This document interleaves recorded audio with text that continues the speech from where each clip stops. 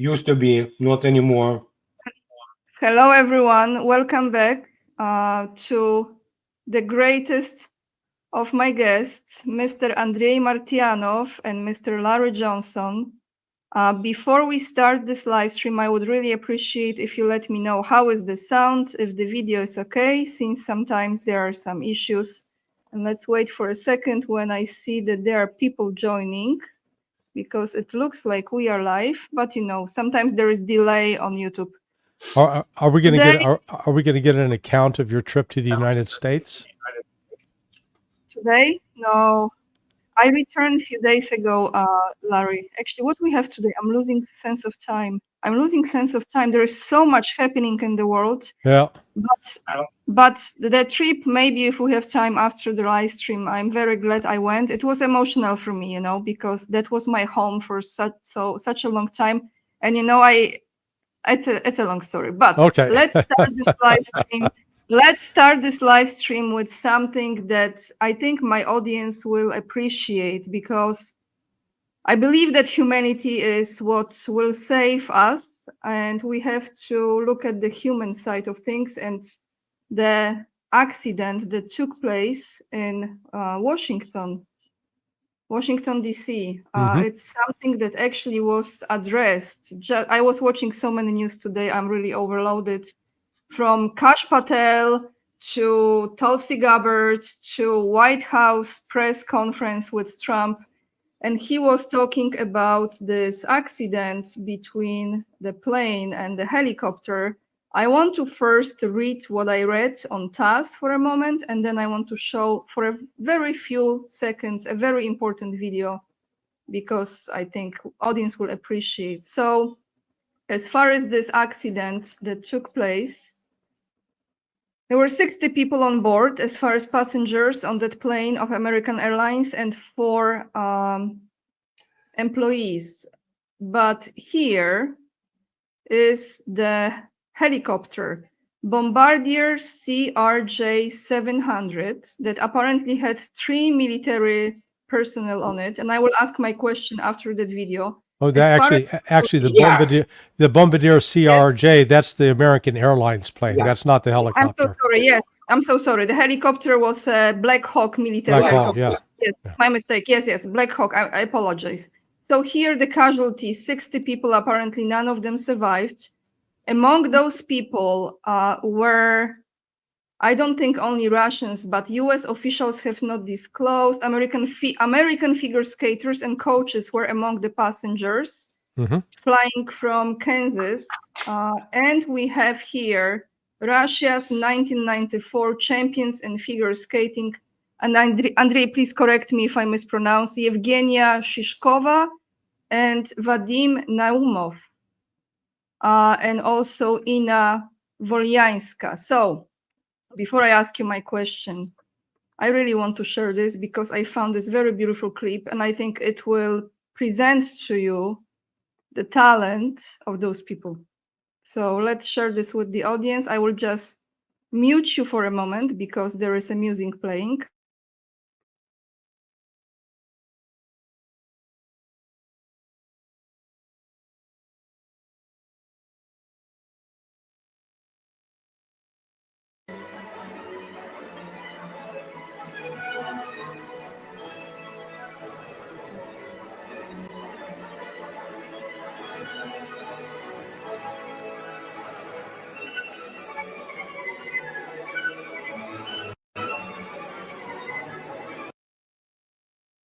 I don't think you can hear the music for some reason. I don't know why. Let's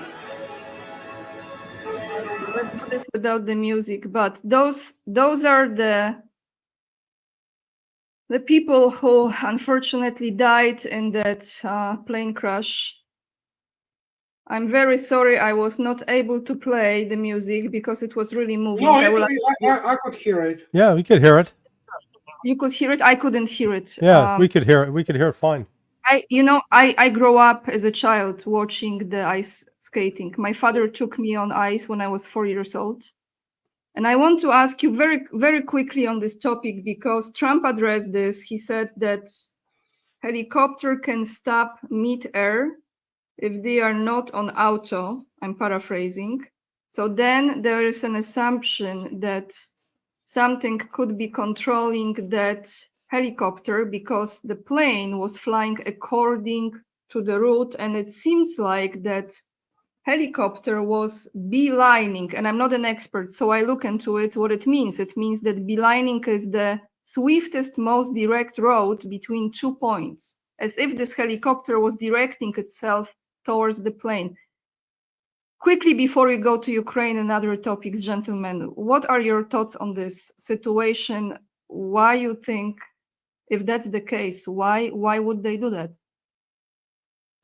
Well, where the plane went down, I mean, I know that area very well. And the helicopter looks like it was coming from Bolling Air Force Base. So from the Dulles or Washington Reagan National Airport sits on the west bank of the Potomac River. And at about the 5 o'clock position across the river is Bolling Air Force Base on the east side. The assumption of the press has been that the plane was flying like this and that the helicopter was coming from the side. But I don't think that's what was happening. The plane was descending like this, the helicopter's flying like this, and that was a blind spot out of its left side, number one. So I think the primary fault when blame goes around is going to be with the air traffic controller, because again, the air traffic controller's instruction was, hey, do you have visual of the plane? No. If you're an air traffic controller, your first communication with the aircraft is pilot descend to 200 feet or ascend to 500 feet. You know, you tell them where they need to be in space, up and down. You don't say, hey, can you see it? I mean, good God. The other possibility is that the pilot on the helicopter was flying with night vision goggles. So Trump was raising the DEI issues, and I think that very may have been part of this. Clearly, the air traffic controller screwed this up. That's where it looks like the blame for me. I don't know what Andrei's thoughts are. Pretty much the same from what I understand, and I don't have the full picture. I just want to add that it doesn't matter if those people were world champions or not. The 64 innocent people essentially, perished, and their lives in no way more valuable than those people who died. It's a tragedy, of course, and I think that Larry is correct. Tower in this case has the full authority on where they, where the aircraft should be, and that is, the buck stops with them. Albeit, I understand that in case of decision on landing, it's obviously rests with the crew and the captain of the aircraft. But in terms of the positioning plane, it's they should have been doing this, and who knows what it is. It's just screwed up, I mean, badly on all sides. There's actually sort of there's a silver lining here, though, and I heard it from Trump in his press conference. He says we have been in contact with the Russians about returning the bodies. So now you've you've got communication now, hopefully between State Department and the ambassador, Russia's ambassador to Washington, D.C., where all of a sudden you're getting back to what I'd call normal diplomatic communications for handling even incidents like this. And Trump was quick to express his condolences to the Russian people.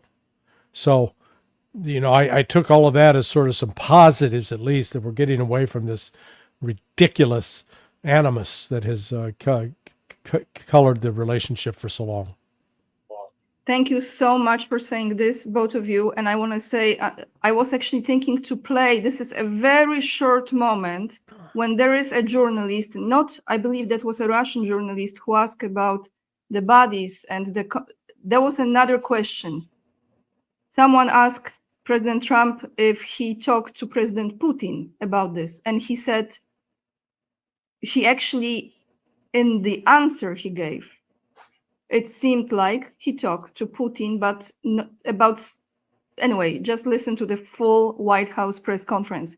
So there is a communication. I think he actually said there was a communication with Putin answering it, but it was very brief moment. So I know some people might miss it. Just rewatch it again. I don't have it ready to play. Maybe I should, but it's all right. So you can watch the whole thing. Let's stay with President Putin. I'm not going to play the video. I'm just going to talk about this video. He gave an interview in a car. It's posted on Russia's news. I posted on my YouTube channel as well. And you know very well, in that interview, he was actually explaining the whole process of how they were approaching the peace negotiations from the very beginning of the special military operation. He was describing this process. But he said something, and I want to address this. We know that on May 20th, 2024, last year, Zelensky presidency expired. We know this. But what hasn't expired is the document that Zelensky signed on September 30th of 2022, which is a decree on impossibility on negotiations with Putin. As he said, any other person, but not Putin, they are not going to talk about it. So let me ask you this, and I know that you have been asked this over and over again, but we are now at this stage of having more and more clarity about it. So in my opinion, how in the world they're going to come to legitimate, respected, and kept peace treaty? Because this looks like a farce if this document still exists. You want to go first, Andrei? Yeah. Oh, okay. Yeah. I mean, there will be it's not negotiations. There are some things which are not negotiable there. And Vladimir Putin, it was an interview to Zarubin in Vladimir Putin's Aurus. I wish I could ride that car. So, and the point is that, he is pretty straightforward. There is no other meaning in it. It's just the guy is illegitimate as illegitimate the Rada itself. There is no legitimate people in Ukraine to talk to. But he also makes this very clear distinction that's saying that they can shuffle, play the shell game, whatever they want, to put anybody who's there if United States decides to negotiate. Because in the end, it's all talk between the United States and Russia. It has nothing to do with Ukraine anymore, and hasn't been from the start. And the issue now is if Russia is willing to save the United States some face. That's it. But in terms of negotiations, it's not really negotiations. There are certain things which are not negotiable. They have been already basically chiseled out, if you wish, in Istanbul basic paper. But with all this provision, which many people still want to ignore constantly, is that considering the realities on the ground. This is the key phrase which is being repeated for 3 years now. The realities on the ground that, if you look at answering what is happening now on the line, front lines, just to give you an example, I made a video about it 2 days ago. You go to Dnipropetrovsk, they are building their anti-tank, fortifications around Dnipropetrovsk, for example. That tells you something, right? And Russia is not going to be freezing anything. It doesn't matter if there will be contacts or even Putin and Trump meet, which I don't think so is going to happen anytime soon. But the combat will continue until there is no armed forces of Ukraine, period. Simple as that. Yeah, no, I think let's also remember Putin's a lawyer by training. And he referenced that in his conversation with the reporter. And so he was trained to think like a lawyer, still thinks like a lawyer, which is, you're able to see both sides. You look at the facts, though, and you look at what the language says, and you don't try to do interpretation. Trump, by contrast, is, he's a real estate negotiator. And so it's really two different two completely different approaches. The problem that, I think Putin recognizes it, that Trump has some false assumptions about Russia. And Trump's thinking about this like a real estate deal. He thinks that Vladimir Putin is the owner of a bankrupt casino, that Vladimir Putin is desperate for cash, that the casino's losing money, and that if he doesn't cut a deal to get out from under this enormous debt, that something bad's going to happen. So that's how Trump's approaching Putin. Well, let's use the casino analogy, continue with that. Putin owns the Bellagio. He's flush with cash. He's not under debt at all. He's under no pressure. So immediately Trump comes in and thinking, I can pressure, bully, cajole Putin. And Putin's going to say, no, there's no deal to be had. In this case, Trump's going to have to change his negotiating strategy and recognize he's going to have to bring, I've called it candy, flowers, and jewelry to his meeting with Vladimir Putin. This has got to be more romance than it is, tough deal that you got to do it my way or else. Because the reality is Putin is under zero pressure to negotiate. I think he's confident that Russia is on path to accomplish its military objectives, regardless of what the West does. Thank you. And to me, as someone, again, who's not an expert, I just wonder what form of agreement will there be accomplished in the future that Russia can actually trust and that will be respected and kept and not changed and not abused. And I don't know, but let's stay with President Putin, because I want to ask this is interesting timing for me. So Tucker Carlson made this statement, right, that Biden's administration was trying to kill Putin, and Mikhail Kaminin, right, Andrei, I'm saying correctly, a spokesman for Russian Duma, he said that it would be a direct path to nuclear war. I was thinking about it, and I thought this was probably discussed with Trump, and I think everyone knew if there was such a situation. But let me ask you, why, in your opinion, this came out right now, this statement from Tucker? And also, Andrei, is there any chance that they could ever succeed in attempt of that nature? I will start from the last one. There is always a chance. Obviously, Vladimir Putin is one of the most well-guarded people in the world. And he's guarded by one of the best, if not the best, what is called FSO, Federal Service, Federальная служба охраны, which is the federal, essentially Russian equivalent of the Secret Service. But do not forget, Russians, unlike it is with the United States, which is very compartmentalized, they still communicate, FBI, CIA, and everything. Russian security apparatus works as the whole system. And so they have all the resources they need immediately. So that is it. So, if they probably get nuclear weapon, then, they might theoretically kill Putin, But the point is that I don't think so Tucker did it accidentally.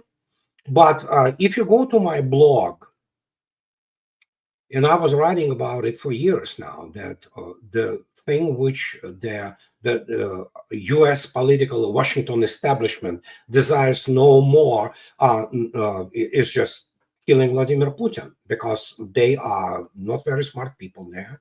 They think that if they somehow can do this, which is, of course, will precipitate the immediate, massive response, that somehow things will change. No, they will change for the much worse, even if to pretend that somehow the war will be avoided. So, and Tucker, I think so, does this in against the background of Trump's attempts to at least dismantle parts of the national security state of the United States. He doesn't do this out of the goodness of his soul. Obviously, he does this to, prevent further abuses, which may result in yet another type of the hoax, such as Russiagate, and this will affect him, his family, and let's say J.D. Vance, which probably will be projected to be the next U.S. president. So it's in this framework, I think, that Tucker mentioned this. But again, Larry, as the insider, he knows way more than than me about this. But believe me, I absolutely have no doubt that there were some discussions on the issue of how to physically remove Vladimir Putin, because when you look at actually those people who ran this whole show starting from Obama administration, this is a bunch of dilettantes, and they are simply badly informed and not situationally aware. And in this case, if Tucker drops this, it's probably for some good reason. Larry, Yeah. before you answer, can I just say one more thing here, Andrei? Thank you so much for this. But do you think in this current reality right now, because he was talking as previous administration, I know this is different administration, but do you think, is there still any chance from the previous administration creatures to do any harm? Of course. It's Washington is not governable in a normal sense. Mhm. Okay. Yeah. The U.S. policy across the board, whether we're talking Ukraine, Syria, Libya, Iraq, Afghanistan, China, it's schizophrenic. One of the, and I just wrote about this last night using the case of the war in Kosovo as a benchmark, because, starting in 1993 with the first bombing of the World Trade Center, and then by 1994 with the failed Bojinka plot, my old office, the coordinator for counterterrorism, was starting to pay attention to the threat of Islamic extremism from Al-Qaeda. And the bin Laden crew continued to sort of grow and develop. They were implicated in an attack in 95, I believe it was, in Saudi Arabia at the Khobar Towers. And then in 1998, in August, the simultaneous attacks on the embassies in East Africa, in Dar es Salaam and Nairobi. At the same time, though, in 98, the CIA was starting to provide funding, training to the Kosovo Liberation Army. Well, the Kosovo Liberation Army had been working with and receiving support and training from Al-Qaeda for at least 2 years prior to that. So here is the United States, on the one hand, claiming that we're fighting terrorism. We want to fight terrorism. Al-Qaeda is our enemy. And then at the same time, we're supporting terrorism. And that becomes relevant to what happened in Russia with the first Chechen war, and then the second Chechen war, which started really 1999 and continued through 2009. I don't have any documentary proof. I've not heard from any former agency friend, colleague, or someone who knew, but I'll be willing to bet dollars to donuts that the CIA was actively involved with training and supporting the Islamic extremists that were carrying out terrorist attacks in Russia. Which brings us back to the attack on Crocus Theater. That's now 2 years ago, in March? Again, terrorist operations that have been carried out inside Russia, I guarantee you, with Western support. So it's not a big jump to go from that to trying to assassinate and kill Vladimir Putin. And there was a risible article in the ABC News just a week ago that I wrote about, because ABC News was recounting all of the CIA operations in Ukraine, everything that the CIA was doing to back and equip and teach and fund Ukrainians to carry out, in some cases, to carry out terrorist operations. And then it had a concluding paragraph where they quote the former head of he was a Russian. He basically was a Russian defector. Came over to the United States and gave all these documents showing Russian involvement. And he was saying, yeah, Putin's just paranoid because he believes the CIA is behind everything that Ukraine's doing. And I'm thinking, that's what the whole damn article's been about CIA involvement. So you can't, it's a long answer to say, can't rule out the possibility that absolutely the CIA has been encouraging and looking for ways to try to kill Putin. I mean, this gets back to, we go back to the assassination of John F. Kennedy. What I understand is part of the information that will come out is that Lee Harvey Oswald was a fully controlled CIA asset. He was part of a program that James Jesus Angleton had kicked off to create dangles.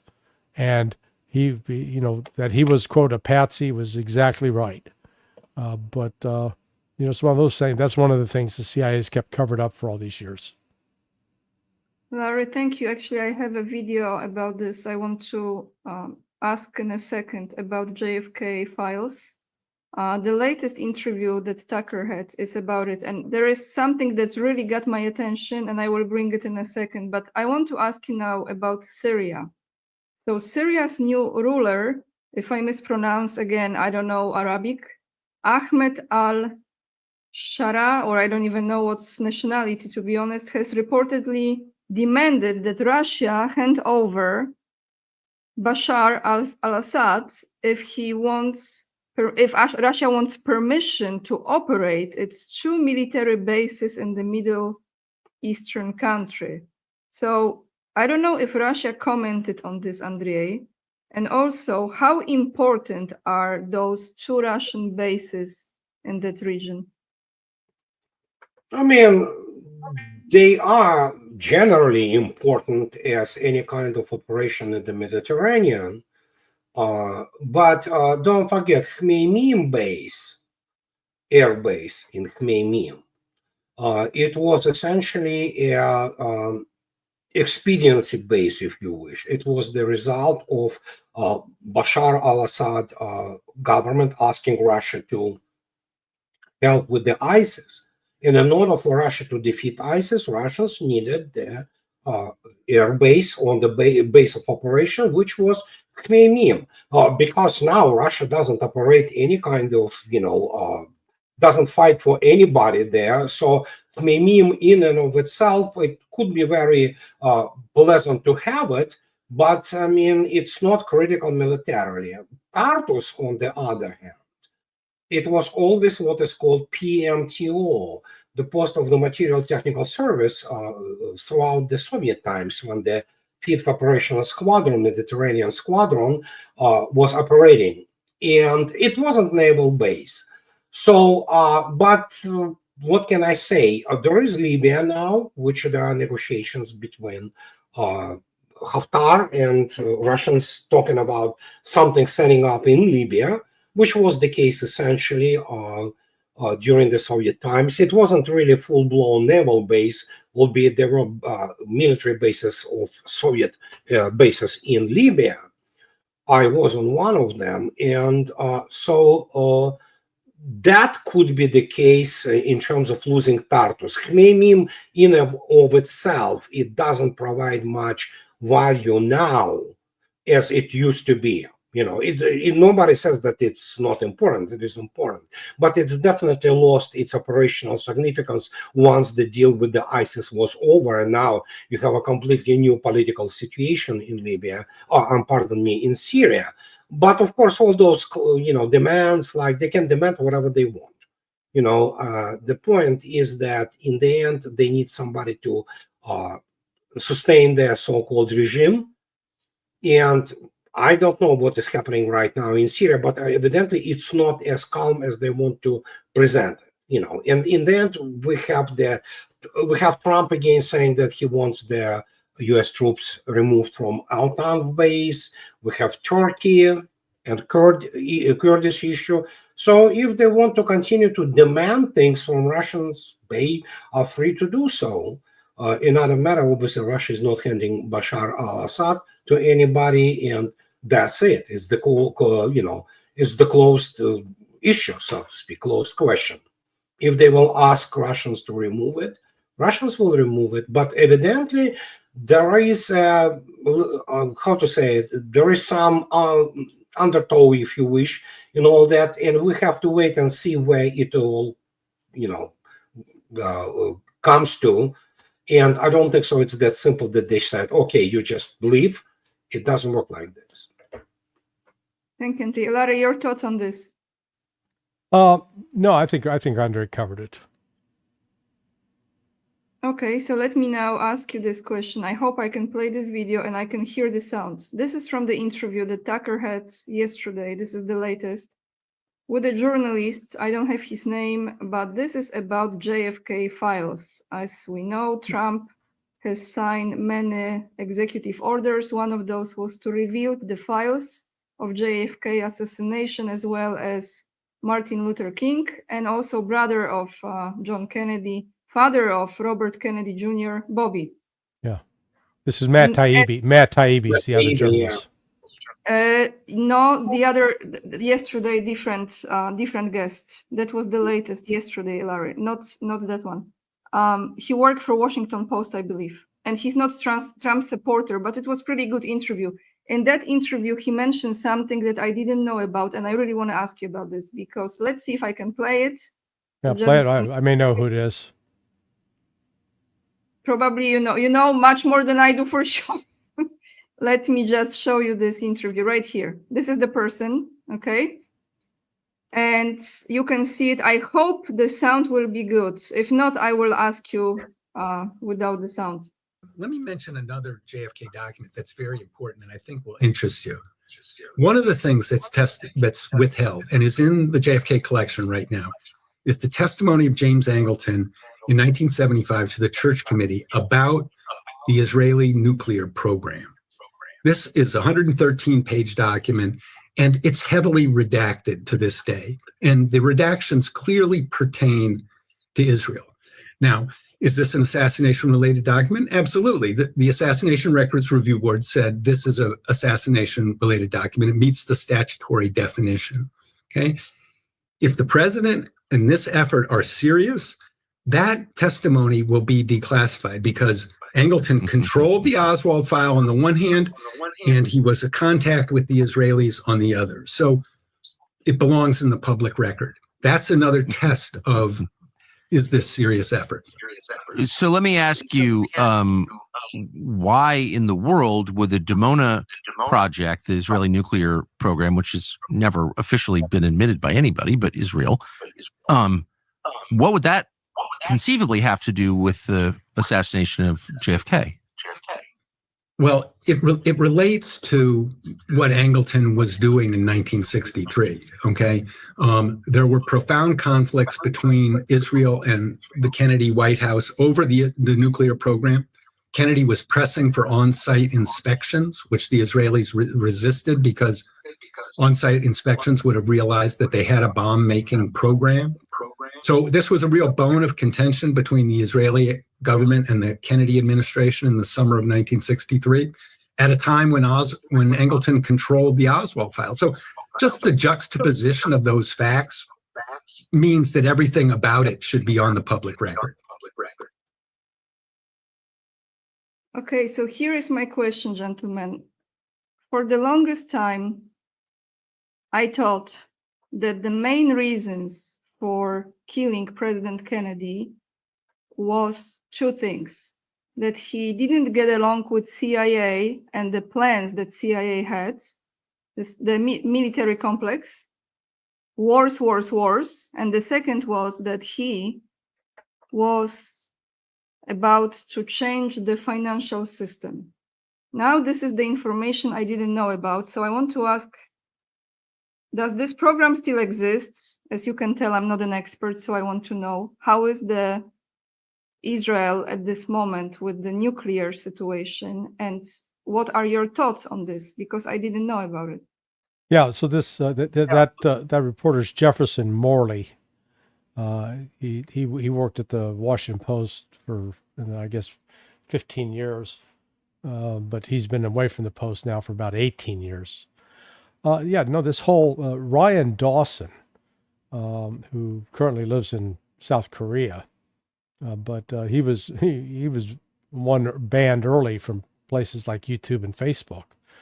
He's produced a pretty outstanding 90-minute documentary on the whole Israeli tie-in. It wasn't just, a month before John F. Kennedy was assassinated, Robert F. Kennedy had drafted a letter at JFK's direction to the Zionist Organization of America, which is the predecessor for the American Israeli Public Affairs Committee, notifying them that they would need to register as foreign agents. That's number one. Number two, the theft of the uranium material out of Pennsylvania was carried out. The number of people involved were all Zionists, Jewish Zionists, and they don't think that that's just a coincidence. The CIA was involved early on in collecting samples at Dimona that proved that the source of that radioactive material, the uranium, was in fact out of Pennsylvania. So it had been stolen by Israel. And Kennedy was pushing to try to, divulge the fact of the Israeli weapons program and prevent them from moving forward with it. Then you get into the interesting connections that, yes, it's always portrayed that the mafia, the Italian mafia, was involved with the assassination of JFK because, one, RFK was going after them intensively on the criminal front. Did anybody ever watch Godfather 2? There was Jewish mobsters in bed with the Corleone family in that movie, but in real life, there were prominent Jewish mobsters involved with the Italian mobsters, and it's no mere coincidence that Jack Rubenstein, a Jew tied to organized crime, was the one that took out Oswald. So does that mean that Israel was actually involved with the plot? I don't know. But it's smoke. I always say when you got some smoke, you need to check it out to see if there's any fire underneath there. Yeah, I think so. It's a good hypothesis, to put it mildly, that it was Israel related. And if you consider especially the impact and influence of the Zionist entity within the United States, which primarily rests not even with the Jews, but with the Christian Zionist movement in the United States, which is fairly widespread, and their loyalty not with the United States or American people, their loyalty with Israel, whatever the hell their other fairy tales they have in terms of what they call, they're not really Christians. I mean, you cannot call that. It's not really Christianity in normal sense. And what can I say? In Soviet Union and in Russia, it was always a working hypothesis. If you take a look attentively at, essentially, there was a very interesting book for which, Mr. Sakharov, who was married to, of course, Yelena Bonner, allegedly slapped the author Yakovlev, who was called the Danger Zionism. That was the name of the book. And guess what? It turned out to be that it wasn't Soviet propaganda. It was pretty much all documentary based. And so, what can I say? We live in the country, whose foreign policy largely is controlled not just by the military industrial complex, but essentially the United States is a bully on the leash from Israel. Essentially, it is the extension. Well, if you look at U.S. Congress, it is essentially iteration of Knesset. 26 standing ovation to Netanyahu. You know what? And they laugh at Stalin's applause. Come on, I mean, this was the worst. You have literally people from AIPAC sitting there and counting how long all those, congressmen and senators who are cowards, most of them are, and corrupt and in the pockets of the AIPAC. So they applaud and do the thing. So there you go. So in this case, could have been the case. Absolutely. But of course, I don't think so. We're gonna, even what Trump, allegedly wants to declassify. Who knows what it's going to be? We'll see. Let me ask you here, gentlemen. So we are 10 days after Trump's inauguration, officially. I was there, actually, I was in the city of Washington when that was taking place. A very special moment for me because, it's a history, and I can tell I was there when this was taking place. It's a huge, huge event, and it was safe, thank God. But I want to ask you your thoughts. So many executive orders have been signed. I'm following this daily. I have to say what's happening. A lot is happening.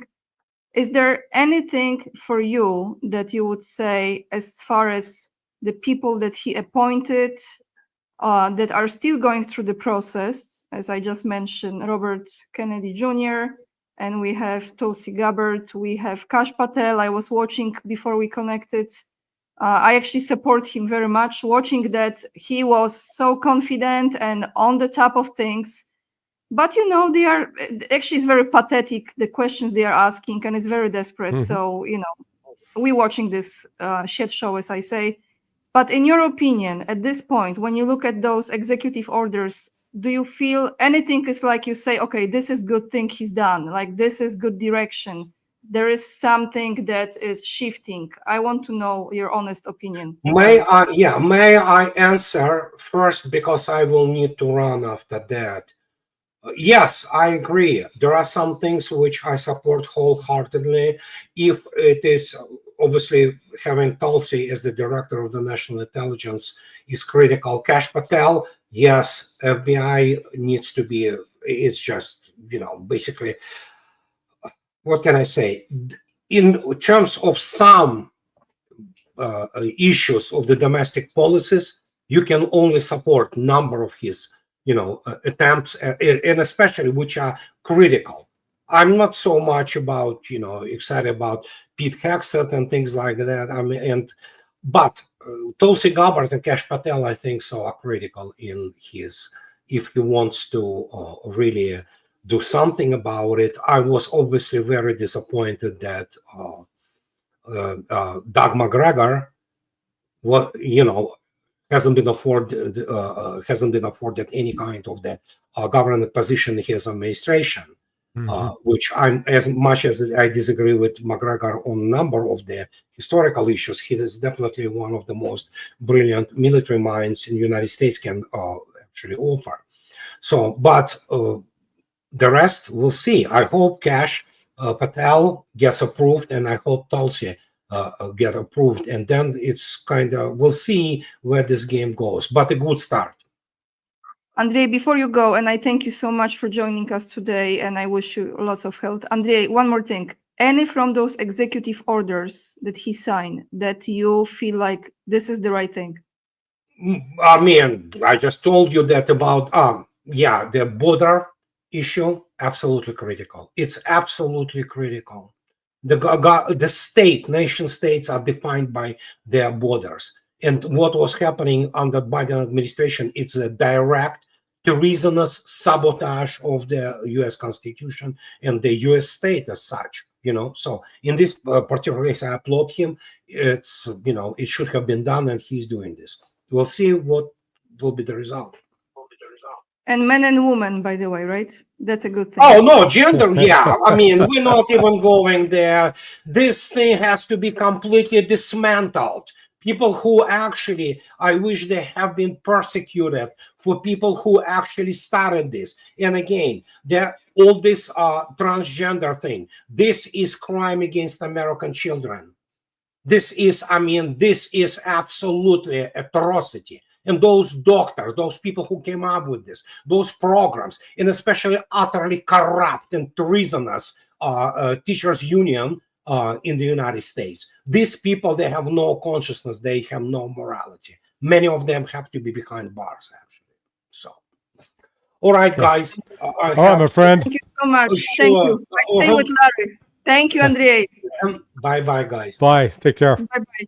Larry, let's talk me and you now. From the Yes. inauguration moment. Well, what so do you see now? What is the most important right now? So first, let's talk the team that he surrounded himself with, and sort of the contradictions.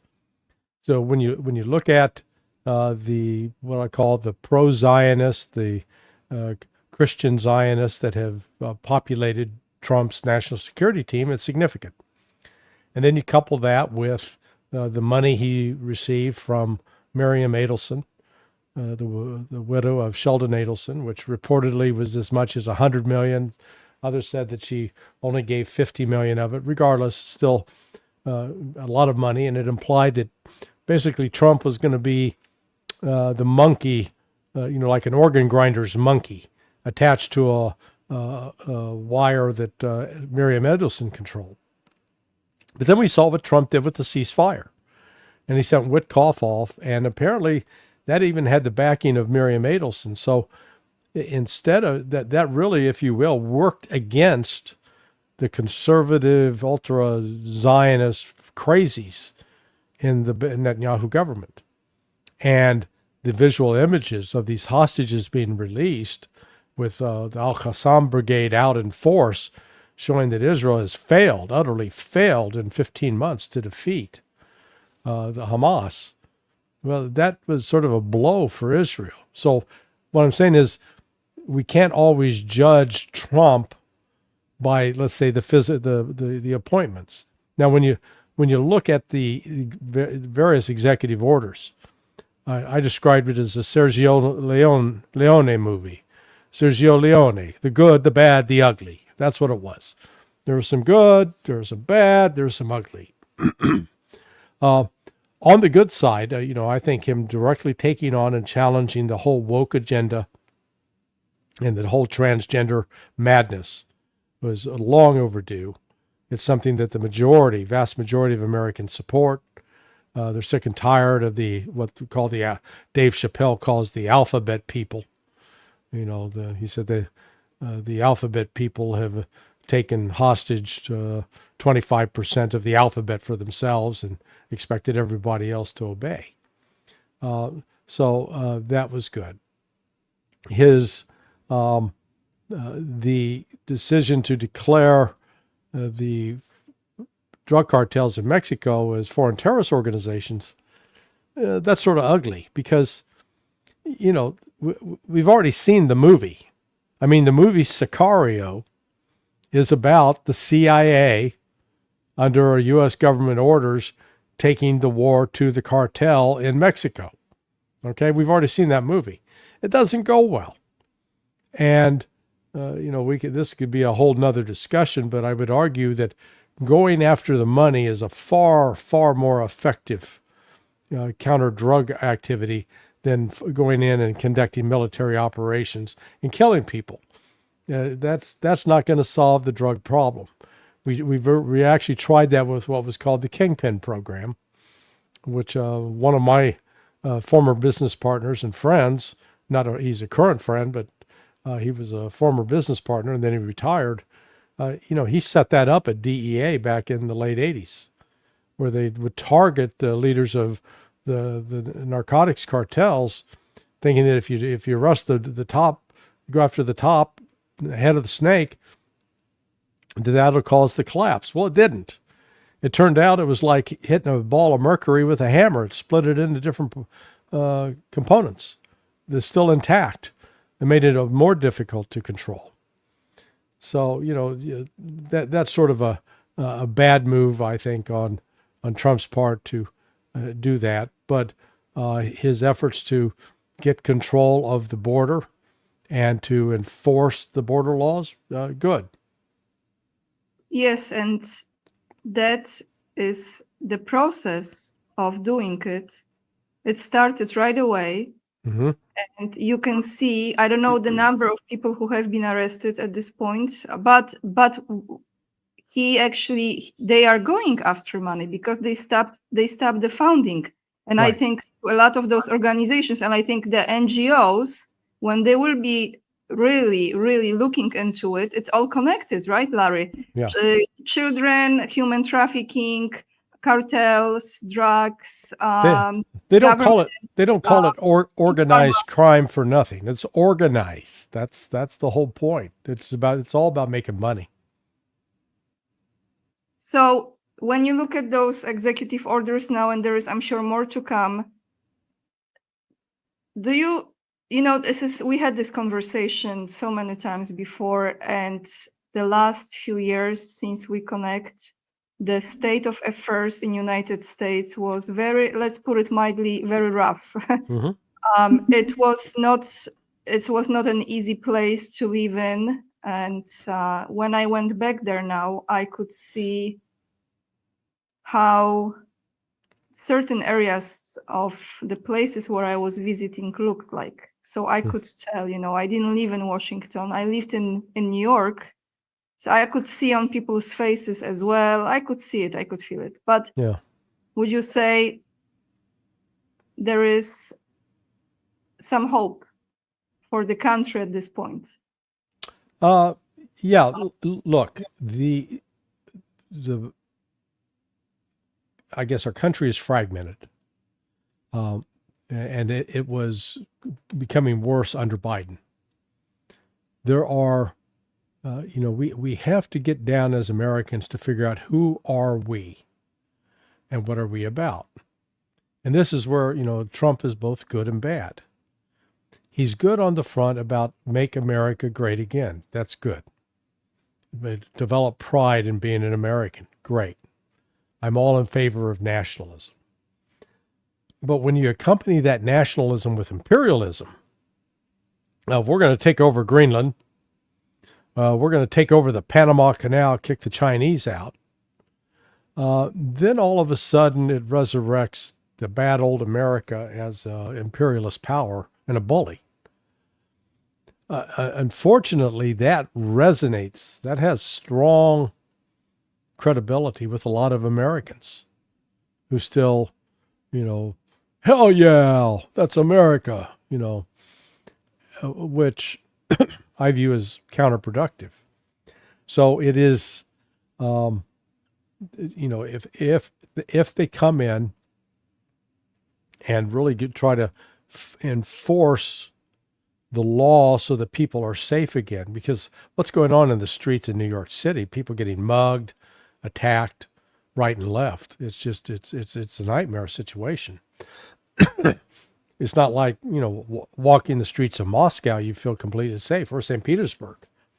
Even at like 1 o'clock at night, I was out walking around in St. Petersburg at 1 o'clock in the morning. But it also, Larry, sorry to interrupt you, but it took them some time too. We know this. Russia was going through so many challenges. It took them time to create this order and the clean city, and exactly what you described. Yeah, it took about 15 years. They had to make it a priority. So the downside is, like, Trump has come out with this executive order that's going to take any foreign student that protests what Israel's doing and declare them an anti-Semite, and it would be forcibly expelled from the United States.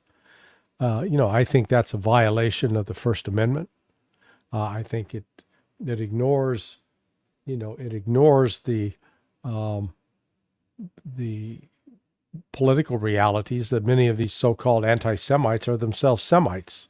How can you be an anti-Semite when you're a Semite, when you're a Palestinian, protesting what Israel's doing? And we shouldn't be in a position that we have to endorse the genocidal policies of Israel and the Zionists in order to be considered good Americans.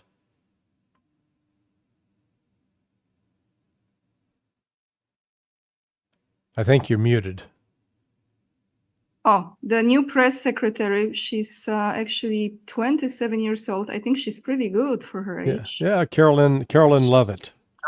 That's right. And she announced in the first press conference that new media has a special spot over there and people can apply. So on one hand, what you said, he doesn't approve that, but then we actually will have the free speech. Yeah. So it's contradicting in a way. Yeah, no, that's what I say. If you try to box Trump into one little category as a fascist, or it's tough to do. Trump he's sort of all over the board. He can be abrasive and he can be extremely kind, and he's he's a complex guy. I fully give him credit for withstand the onslaught, the attacks that were unleashed on him by the deep state going back to 2016, and that continued through 2024. Were most other men or women could not have stood up to that kind of pressure. It's almost a miracle that he survived it. So I give him full credit for that. And if it's left some scars of anger and desire for revenge, I fully understand that too. But in spite of that, we saw his presidential girth when he went out to California, and he didn't punch Gavin Newsom in the nose and call Karen Bass, the mayor of Los Angeles, a bitch. He was polite but direct with him, and if he disagreed in a polite, respectful manner. So but he's representing that, hey, I'm president for all Americans.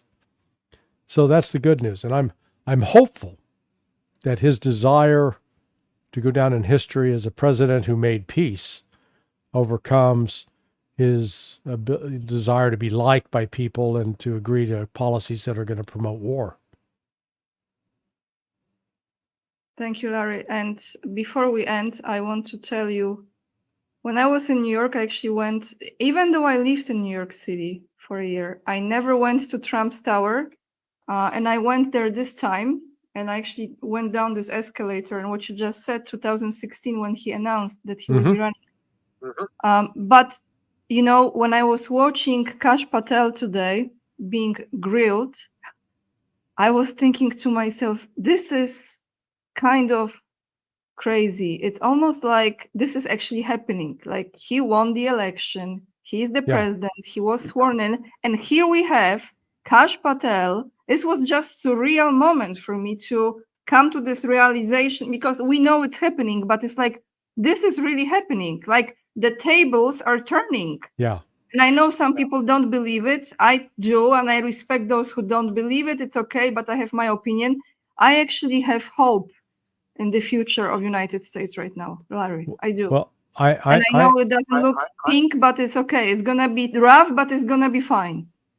Well, I'm indirectly responsible for Kash Patel starting the investigation of Russiagate, because Thank you, Larry.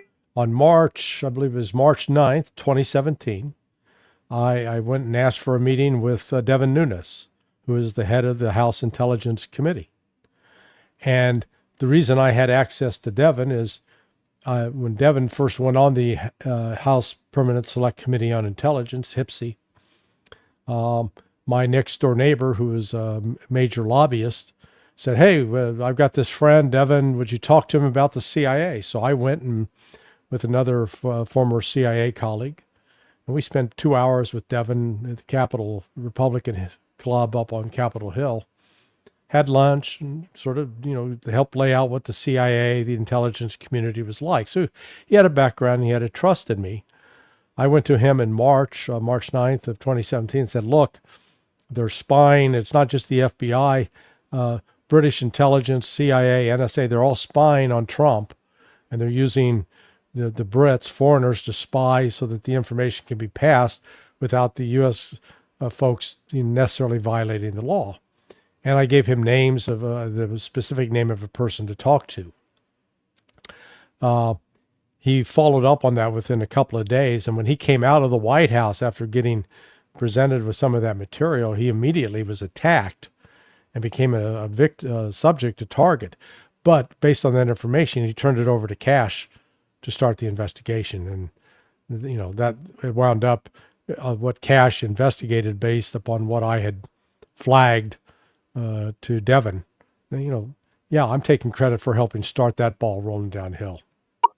Thank you, Larry. You see, everyone plays the role It's just you act on it. Some people Yeah. probably wouldn't act on it. They would go home and just smoke the cigar or look at the palm tree or whatever, right? Yes. But yeah, you know, that's the thing. It's like you take the action or you don't. Do you have courage or you don't? And I was watching Shifty Shift today, by the way. Oh, yeah, he's terrible. Yeah, terrible. It was, you know, when you are good reading body language and people's behavior, this was like, I don't want to say bad words, but he was, let's say, not feeling comfortable. Let's just Yeah. put this way. Yeah. Nor should he. So Larry, thank you for joining me today. Thank you for helping me to arrange this with ANDREI due to his health condition, as I didn't know. Otherwise, I would probably not request him to be on the live stream, but he's getting better, he said. Yes. No, he I have sounded hope a tonight. little froggy. Yeah, he's a little froggy, but he's still a trooper. So Larry website is Sonar21. And there is also Larry's YouTube channel that I have attached down below the live stream. So if you don't follow Larry, make sure to check it out. I have to tell you, after my trip, I have hope in United States. I know some people think I'm delusional, but I think I'm not delusional. I think No, I don't think you are. Change. Yeah. So thank you everyone for watching. Make sure to hit the like if you appreciate my guests. With me, it's a different story, but for my guests, hit the like. Leave the comments down below what you think. Just be kind to one another, because I know you still don't agree with many things. And stay safe, and until next time.